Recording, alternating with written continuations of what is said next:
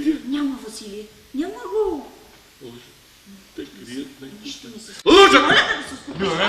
Кажи ми какво става тук, искам да знам истината. Ама какво да става, бе, тата? Ето го, това е той. Ама къде е внукът ви? Ама ето го, бе, тата. Къде е внучето ми? Къде е внучето? Не, бе, не! Къде е? Ама пораснал е, Васо! Скрил се в самия себе си. Нали ти поне 100 пъти си ми казвал, че човек за себе си е най-голямата яма. Ама, Влад, доктори, за децата ли се отнася? Ама и за децата естествено. Отнася се, Васо. Естествено, че се отнася слънчица. Тата, но това е съвсем нормално. Нищо по-естествено, бе. Особено ако е наследствено. Лука! Говориш така, защото не можеш да имаш деца. Аз ли не съм можела? Аз 4 пъти съм абортирала. Ти нормална ли си? 4 пъти абортирала? Къде е? 4 пъти абортирала. Не 4. Доктора, но може ли си пиле? Нека да влезе в къщи. Вие вземете ги. Хайде да се победим, моля си.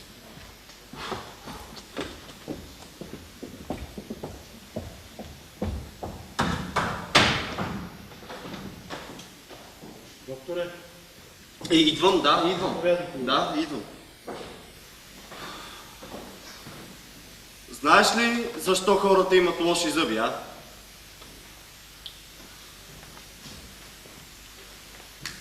Шо? Питам те дали знаеш защо хората имат лоши зъби. Ами не съм доктор. О, защото постоянно скърцат с зъби от злоба. Един скандал, една пломба. 2 псовни, 2 пломбички.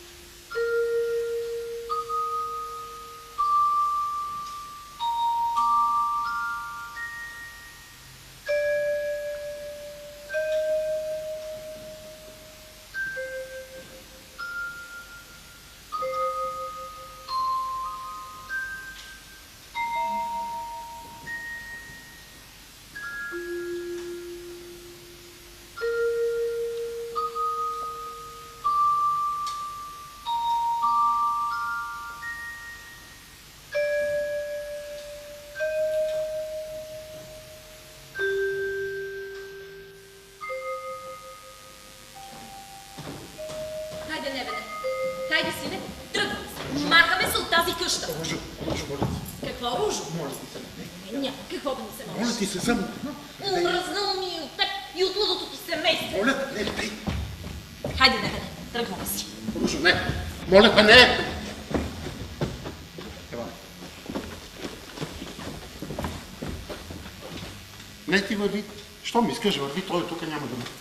Ще мръдне. Няма да върви. Хайде, не, бе, не. Не, бе, не. Не мога. Не искаш ли? Искам, но не мога.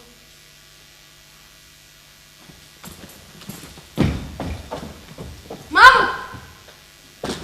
Мамо! Ружо. Ружо, моля те.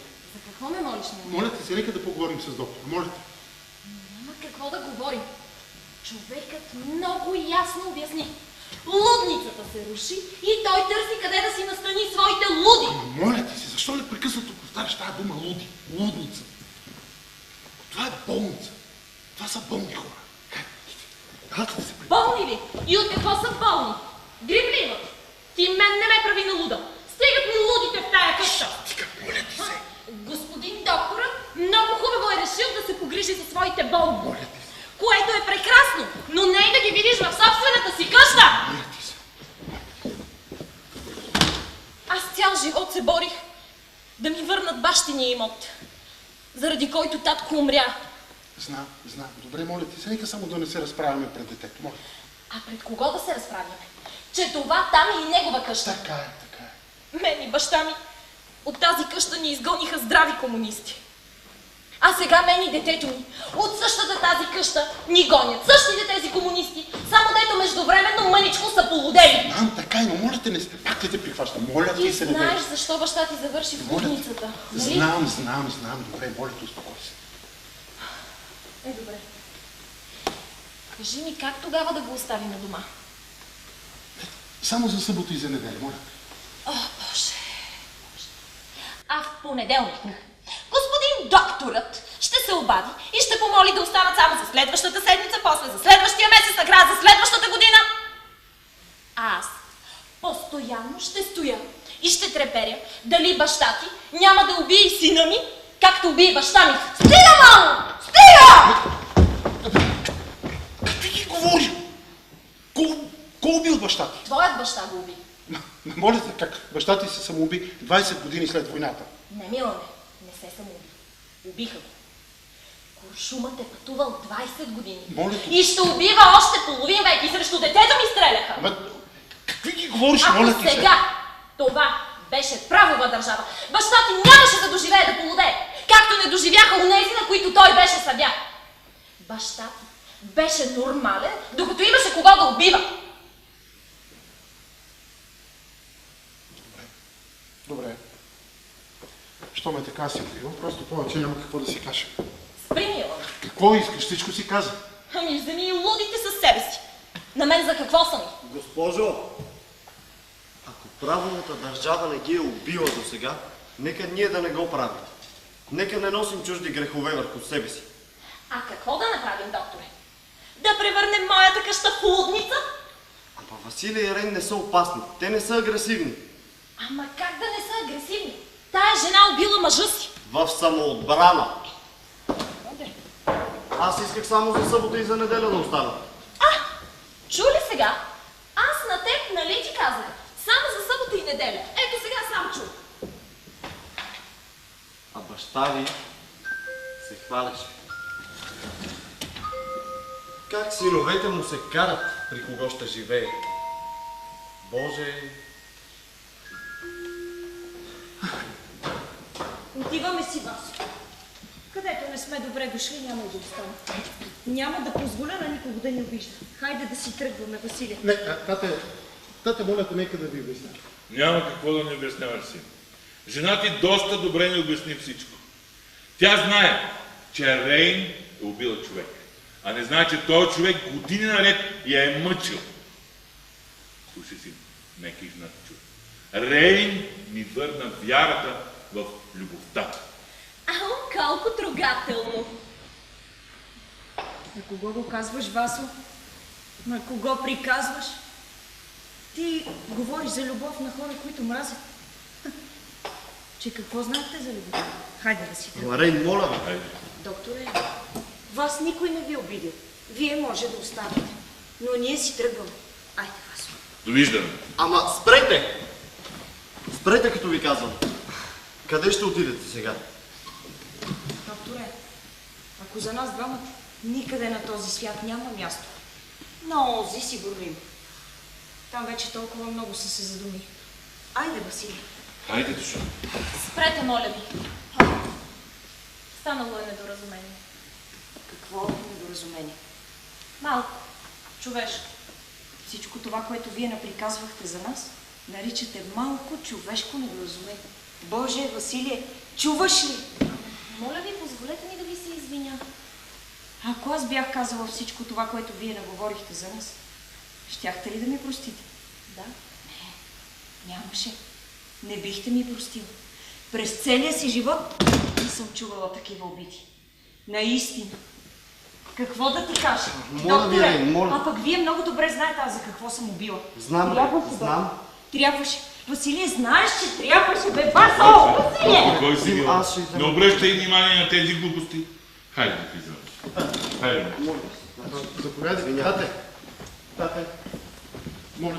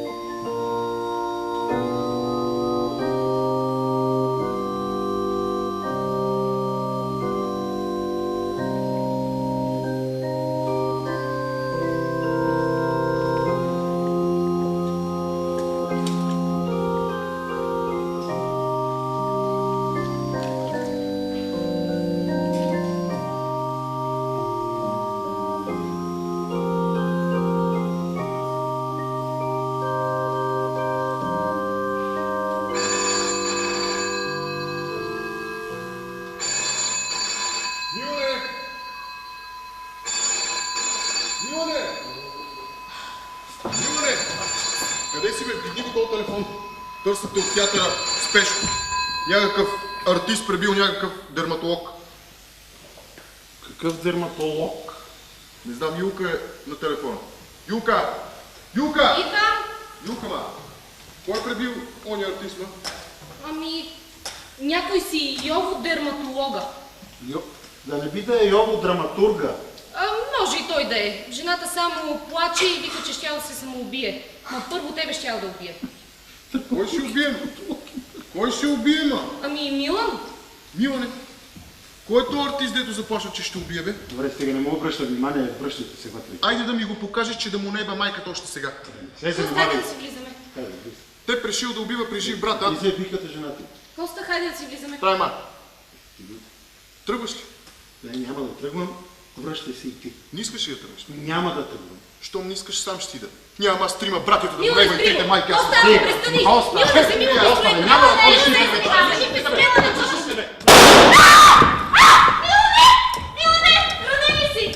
Милане, ранен си! Милане! Нищо ми няма. Абе, вземете го пистолет.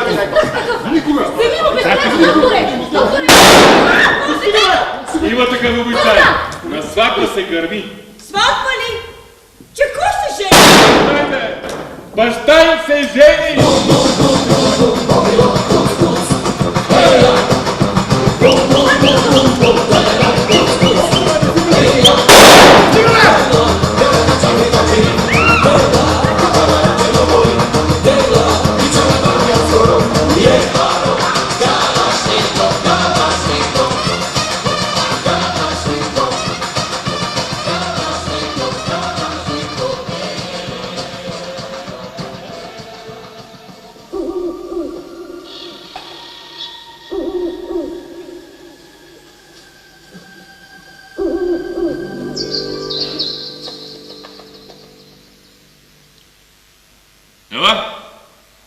Ела седни тук. Няма нужда. Харесваш ли моята Рейн? Знае 14 език и пише стихове. Чуй какво ми написа. Няма да ти кажа за любовта, защото ако ти кажа, любовта ще смаже. Супер! Нали? А ти? Ти имаш ли си момиче? Не. Хайде, признай си, имаш ли си момиче? Не лъжи! Признай си. Добре де, имам си. Така. Ай сега. Запали. Не пушиш? Така. Чуваш ли сега? Имам подарък за теб. Ако ми признаеш нещо. Какво? Ти кой си? Кой съм аз? Да. Кой си ти? Ами, не би трябвало да ти кажа. А защо? Би трябвало да ти кажа и защото не трябва. Защото родителите ще ти се сърдят? Да. Добре тогава. Кажи ми, кой не си? Кой не съм? Да. Не знам кой не съм. Знаеш. Знаеш. И сега, погледни тук. Какво е? Гледай. Че това истински ли ордени са? Истински. Мои. Супер! Вземи ги. Всичките ги вземи. Много добре. Много. Сега това е много фешен. Така ли? Даже едно мода. Един мой приятел е платил цели 50 евро. Няма да го продаваш. Разбрали?